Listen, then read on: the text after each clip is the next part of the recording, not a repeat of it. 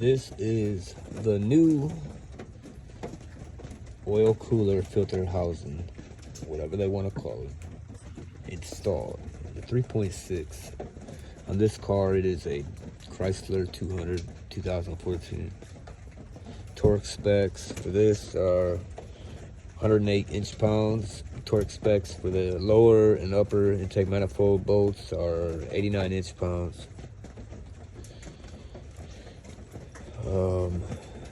Just wanted to let y'all see what it looks like.